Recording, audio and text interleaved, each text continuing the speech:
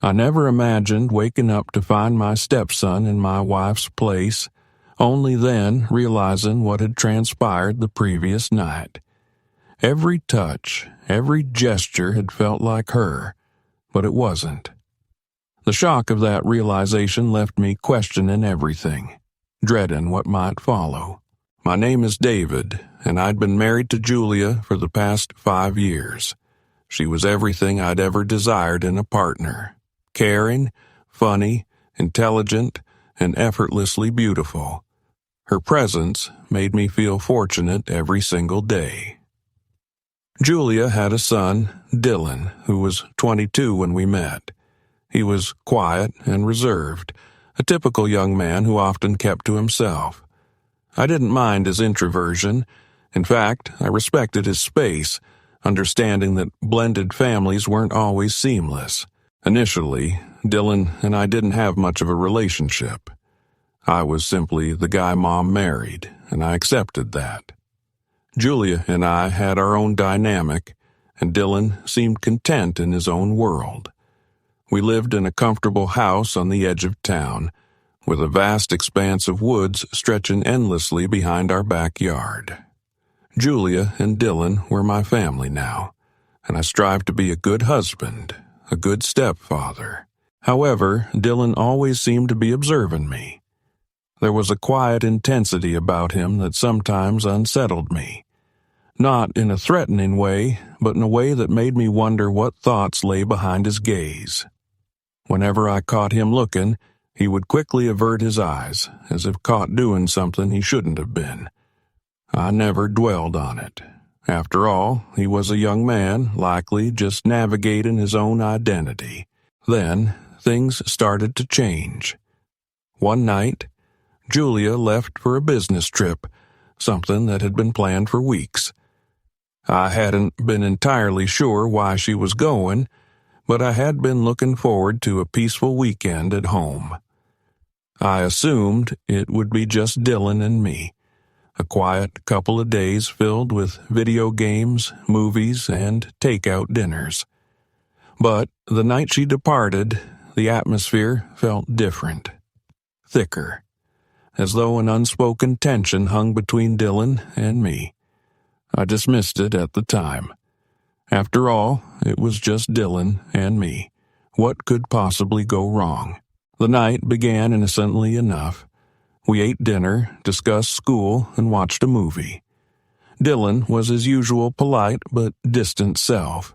He retired to his room early, mumbling something about homework, though he didn't appear particularly engaged in it. I finished the dishes, tidied the house, and decided to go to bed. It was around midnight when I finally climbed into bed, the sheets cool against my skin. I thought of Julia, wishing she were there, and drifted off to sleep. I was completely unprepared for what happened next. Around 3:00 a.m., I woke abruptly. It wasn't a loud noise that roused me, but more of an unsettling feeling, like someone was watching me. My room was dark, except for a sliver of moonlight filtering through the blinds. My mind was still foggy with sleep, but my senses were heightened. I could hear the faintest of footsteps on the floor, slow and deliberate, as if someone was moving cautiously across the room. I froze, blinking into the darkness, unsure if I was dreaming or if someone was actually there. My heart quickened. It must be Julia, I thought. But why would she be acting like this? The footsteps stopped. Then, to my surprise, I felt the bed shift, as if someone had sat down beside me. The presence was heavy, yet the room remained unnervingly still. I opened my eyes, struggling to make sense of the situation, when I felt a warm hand on my arm. My breath hitched in my chest, and I instinctively tensed. "Julia," I whispered, my voice barely audible. There was no reply. I lay there, paralyzed, my heart pounding. A hand trailed down my arm, light as a feather, tentative as if gauging my response. I registered its warmth, a tenderness that felt misplaced, followed by the faintest brush of lips against my cheek, A kiss. My breath hitched, my mind reeling, struggling to process the moment. "David," a voice murmured, soft and low. It was a voice I recognized instantly, one I'd heard countless times, but it wasn't Julia's. It was Dylan's. I bolted upright, heart hammering against my ribs, thoughts racing. In the dim light, Dylan sat beside me, his dark eyes wide, his expression serious, almost unreadable. Yet there was something in it, something that sent a shiver down my spine. I was simultaneously bewildered and strangely drawn to him. "Dylan, what the hell are you doing?" I choked out, fighting the unsettling feeling that was creeping into my thoughts. But Dylan didn't answer. He leaned closer, his face inches from mine, his breath warm on my skin. Then, without warning, his lips pressed against mine. The kiss was gentle, hesitant at first, as if he were testing something, a boundary, a limit. My body stiffened, my mind screaming at me to shove him away, to halt this madness before it escalated. But my traitorous body reacted. I couldn't explain it, couldn't control it. The kiss deepened, and a wave of heat surged through me, overwhelming my senses. This wasn't real. This couldn't be happening. I finally wrenched myself away, heart pounding. "Dylan," I snapped, panic lacing my voice. "What the hell is this? Why are you—" But before I could finish, Dylan rose from the bed, his expression inscrutable. Without a word, he turned and walked out, leaving me trembling and wide-eyed. I stared at the empty doorway, my mind racing, trying to comprehend what had just transpired. I don't know how long I sat there, frozen, the events replaying over and over. The kiss, Dylan. Why had he done that? What did it mean? I'd always sensed something odd about him, a quiet intensity, but this was beyond anything I could have imagined. I tried to rationalize it as a mistake, a strange, twisted mistake. Maybe he was sleepwalking. Maybe it was some kind of misunderstanding, a bizarre impulse he hadn't meant to act on. But deep down, I knew this wasn't over. Dylan wasn't the type to make mistakes like that, and I wasn't the type to ignore them. This was just the beginning. The next morning, I attempted to convince myself it had all been a bad dream, a bizarre, twisted nightmare that had somehow bled into reality. Dylan was just a kid, a confused teenager, surely just acting out in some way. I told myself it was nothing more than that, and when I woke up, I'd be able to look at him with the same detachment I always had. But when I opened my eyes, my thoughts were still consumed by the strange events of the previous night. I couldn't shake the image of Dylan's face so close to mine, his lips soft and warm against my own. My body had betrayed me, responding before my mind could catch up, and that fact sickened me. I went through the motions of the day, making breakfast, getting ready for work, but all the while I kept glancing at Dylan's door, half expecting him to walk into the kitchen and act like nothing had happened. But he didn't. He didn't come down for breakfast at all. The house felt strangely empty without him. I told myself he was probably just hiding in his room, embarrassed or ashamed. I tried to dismiss it, but every time I closed my eyes, I saw that kiss. My stomach churned. My mind kept replaying the soft pressure of his lips, the warmth of his body so close to mine. I could still feel it. I tried to concentrate on work, but my thoughts kept returning to Dylan. The kiss had unsettled me in a way I couldn't explain. It wasn't just the kiss itself, it was everything surrounding it. The fact that he'd come into my room, the intimacy, the purposefulness of it. There was no way this was a mistake. It was deliberate, and that realization gnawed at me, a deep unease settling in my gut, Later that evening, Julia called. Her work trip was over, and she was on her way home. She asked how things had been with Dylan, and I told her it had been quiet. Too quiet, really. I didn't mention what had happened the night before. I couldn't. I didn't know how to explain it. How could I tell her that her son had kissed me, that he'd invaded my space in a way I couldn't comprehend? But the moment I hung up, I knew something had to change. I couldn't pretend everything was fine. I had to confront Dylan. I had to understand what was going on. That night, as the house grew dark and silent, I heard his footsteps again. This time, I was ready. I didn't try to ignore it or convince myself it was my imagination. I had to face it. I had to know. The clock read 2:30 a.m. when I heard the faint sound of his footsteps outside my bedroom door. Slow and deliberate, just like the night before. My pulse quickened. This time, I didn't try to hide the fear that gripped me. I lay still in bed, eyes wide open in the darkness. I didn't want to look, but I couldn't help myself. I couldn't help but wonder what would happen this time. The door creaked open, and Dylan entered the room, just like before. I couldn't see his face in the dark, but I could feel his presence, the weight of it. He moved to the side of the bed and stood there silently for a moment, just watching me. "Dylan," I whispered, my voice slightly shaky. "What is this? Why are you coming in here?" He didn't answer immediately. Instead, he reached out and brushed a lock of hair off my forehead, a gesture so gentle it made my breath catch. His fingers lingered on my skin, as though savoring the contact. "David," his voice was barely a whisper, low and almost soothing. "I need you to understand." "Understand what?" I asked, my voice almost trembling now.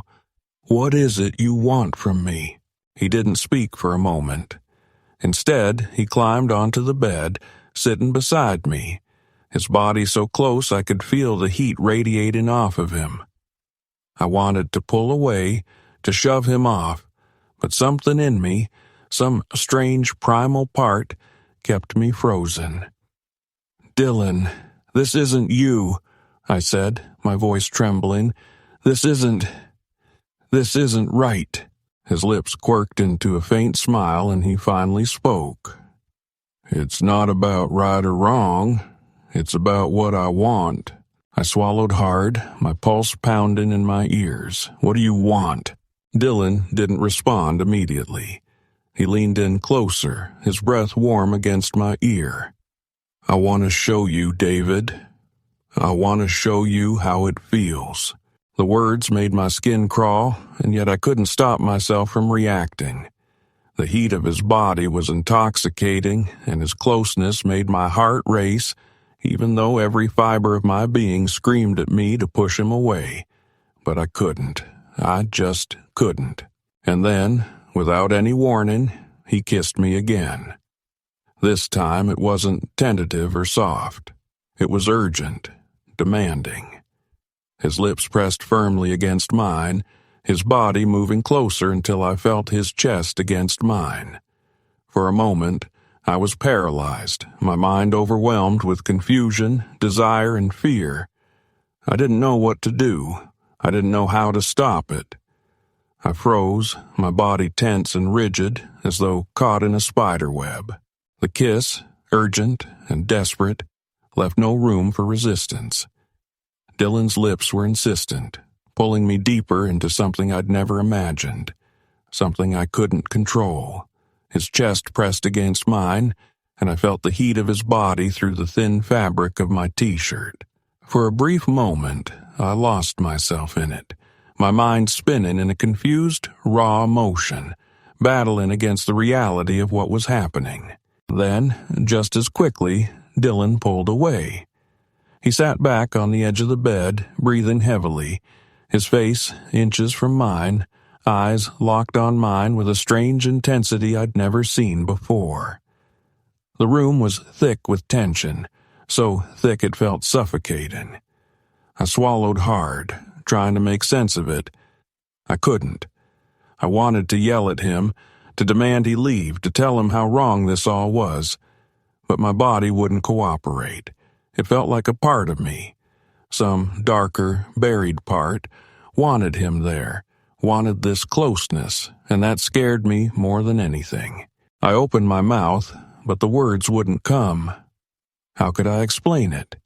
How could I say anything when I was still reeling from the sensation of his lips, the strange, dangerous pull I felt every time I looked at him? I don't understand, Dylan, I finally whispered, my voice unsteady. Why are you doing this? He didn't respond immediately, but I saw the corner of his mouth twitch, like he was holding back a grin.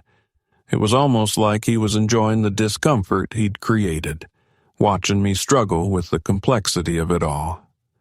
It's not about what you understand, David, he said, his voice low and calm. It's about what you feel. I shook my head, my pulse hammering in my chest. This is wrong. You're my stepson. This is wrong. Dylan's gaze never wavered.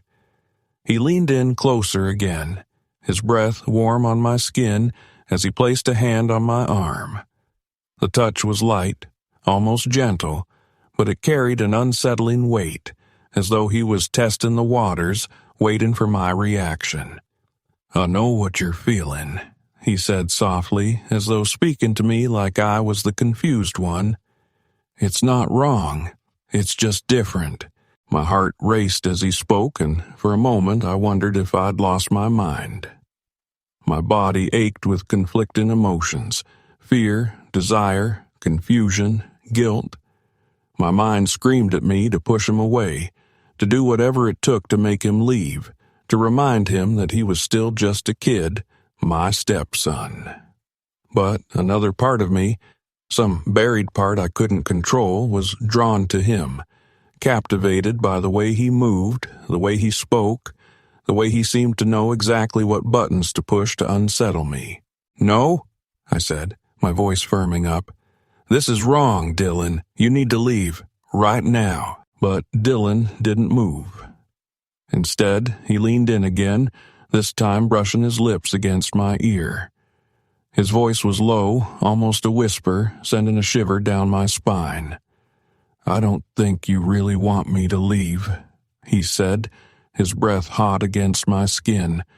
I think you're just scared of what you want. I flinched, his words cutting through me like a knife. He was right, in a way. There was fear, but it wasn't fear of him. It was fear of what he was awakening in me, a desire I had tried to bury for so long, a desire I didn't understand but couldn't deny. Dylan, please, I whispered, my voice breaking as I finally found the strength to push him away. You can't do this. This isn't what you want. He pulled back, but his eyes never left mine. They were dark, searching, studying me like I was some puzzle he was trying to solve. Don't lie to yourself, David, he said, his voice surprisingly calm. I know what you want. You can't hide it anymore. I wanted to scream. I wanted to tell him he was wrong, that I didn't want any part of this, but the words caught in my throat. The truth was, I was conflicted. The emotions churning within me were a tangled mess, far too intense to handle. I was a grown man. I should have had a grip on myself, been able to see through whatever Dylan was doing, to hold on to the certainty that this was wrong. But I couldn't.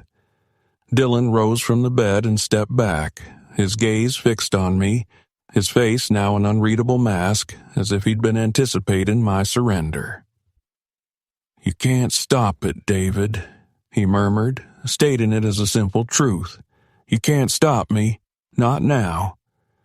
My heart hammered in my chest as the weight of the situation crashed down on me. This wasn't a one-off. Dylan wasn't going anywhere, and neither was I. Somewhere deep down a line had been crossed, one I couldn't retrace.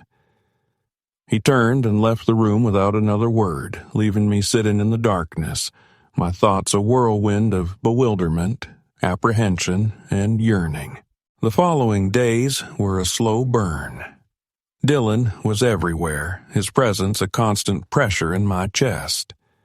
Every time our paths crossed, I couldn't shake the memory of the kiss, the touch, the sheer force that seemed to emanate from him. It felt like he'd staked a claim on a part of me, a part I hadn't known existed until he brought it to light. I attempted to evade him, to maintain a distance, but he was always there, a shadow in the recesses of my mind, in the places I couldn't escape. Each glance at him triggered the same jolt of awareness, the same tautness, and he knew it. One evening after dinner, I sat on the couch, trying to focus on the television, but my mind wandered. The house was silent, a suffocating silence. Dylan had been strangely aloof all evening, barely speaking, avoiding eye contact. Then, after a long period of quiet, he appeared in the living room doorway, his eyes locking onto mine with an intensity that made my stomach lurch. "David," he said, his voice steady but heavy with an unspoken meaning. "We need to talk." I didn't want to. I wanted to pretend it hadn't happened, that it was a mistake I could erase. But Dylan wasn't about to let that happen. He was relentless. He always had been.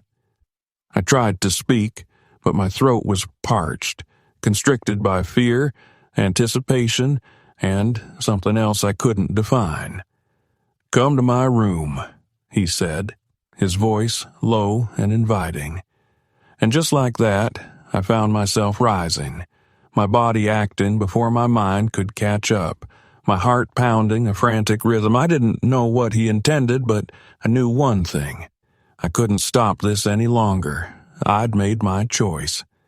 It wasn't a conscious decision, not in the way I thought choices were supposed to be made. It wasn't something you could rationalize or plan. But when Dylan looked at me like that, when he beckoned me into his world, a world where the lines between right and wrong, between desire and forbidden, were hazy, I couldn't resist. I couldn't turn away. I stood, my legs unsteady, my heart drumming so loudly it drowned out all other sounds. I wasn't sure if I was terrified or thrilled, perhaps both, perhaps neither. I only knew I was no longer in control. Dylan didn't wait for a response. He simply turned, his movement smooth and confident as if this had been preordained. He knew precisely how the night would unfold, and somehow, so did I. He led me down the hallway, his presence so compelling I felt drawn along by unseen threads tethered to him. His footsteps echoed softly, a rhythm mirroring the frantic beat of my heart. When we reached his door, he paused, and he turned, his eyes dark and unfathomable. "Dylan," I whispered, my voice unsteady. I wanted to say more, to question him, to plead with him to stop, but the words felt hollow against the backdrop of what was unfolding. He didn't speak, just reached out and gently touched my arm, guiding me into the room. The room was dimly lit, the soft glow of a desk lamp casting long shadows on the walls. The air felt different, thick with anticipation, charged with an electric tension that raised the hairs on the back of my neck. I stood, frozen for a moment, uncertain what to do. My mind screamed at me to turn and flee, but my body, betraying me, remained rooted to the spot. Dylan moved behind me, closing the door with a soft click that sounded deafening in the quiet room. When I turned to face him, he was so close I could feel the heat radiating from his body. His eyes locked onto mine with that same unwavering intensity, as if he could see right through me, as if he knew every hidden desire I'd kept concealed. "I don't want to fight this anymore," he said, his voice a low, almost soothing murmur. You don't have to fight it either." I shook my head, trying to dispel the confusion clouding my thoughts. I'd always been the rational one, the one who made sensible choices. But now, standing before Dylan, none of that seemed to matter. It was like drowning in his gaze, in the heat between us, in the quiet desperation that hung in the air. "I don't know what you want from me," I mumbled, the words barely audible. Shame washed over me for even uttering them, but I couldn't deny the truth churning in my stomach. "I want everything," Dylan replied simply. "I want all of you. I've always wanted you, David." The words hit me like a blow to the gut. I wanted to tell him it was impossible, that I couldn't, shouldn't let this happen. But as I opened my mouth, Dylan reached out and touched my face, his fingers warm and gentle against my skin. The tenderness of his touch, the way it seemed to erase all my doubts, was almost unbearable. "Please," he whispered, his voice thick with an emotion I couldn't place. "Don't make this harder than it has to be." Before I could stop him, before I could even think, Dylan kissed me. It wasn't hesitant or questioning. This time it was deliberate, a desperate urgency that consumed us both. His hands moved across my chest, pulling me closer, as if trying to meld our bodies into one. I couldn't breathe. I couldn't think. All I could do was respond to him, my body betraying my mind before it had a chance to process what was happening. And when I kissed him back, I realized how far I had already fallen. I couldn't stop. For the first time in what felt like forever, the weight of my life, of responsibilities, of relationships, of the rules that governed every decision I made, vanished. There was only Dylan, only him, and the heat of his body against mine, the taste of his lips, the pressure of his hands on my skin. It felt like floating, like nothing else existed outside of this moment. I heard myself moan, a sound that surprised me as much as it seemed to surprise him. He smiled against my lips, a wicked grin that sent a shiver down my spine. His hands moved lower, brushing against the waistband of my pants, and I gasped, pulling back just enough to look into his eyes. "Dylan," I breathed, my voice trembling. "This is wrong. We can't do this." His expression softened, almost as if he were trying to reassure me, but there was a predatory glint in his eyes. "Well, I already have," he said softly, "and now you're mine." Before I could protest again, he kissed me deeply, silencing all the doubts that flooded my mind. His lips were everywhere, on my mouth, my neck, my chest. His hands explored, tugging at my clothes as if they were nothing but obstacles to what he craved. And I let him. I let him dismantle the walls I'd spent years constructing. I let him pull me deeper into his world, into the darkness I'd fought so hard to avoid. The lines between right and wrong, father and stepson, blurred until they vanished completely. There was only us, only the desperate need to touch, to feel, to lose ourselves in each other. Somewhere in the back of my mind I knew this was wrong. I knew it was indefensible. But in that moment, none of that mattered. I couldn't deny it. I didn't want to. Dylan's hands moved deftly, undoing the buttons of my shirt, his touch igniting sparks of heat throughout my body. I felt exposed, vulnerable, but for some reason that only intensified my desire for him. He seemed to sense this, his lips curving into a smug smile as he pushed me back onto the bed, his body pressing into mine as he hovered above. "Don't fight it, David," he whispered, his voice almost a taunt. I didn't answer. I wasn't sure I even wanted to. I let out a shuddering breath as Dylan's hands roamed lower, and I realized I was no longer just a passive participant in this twisted game.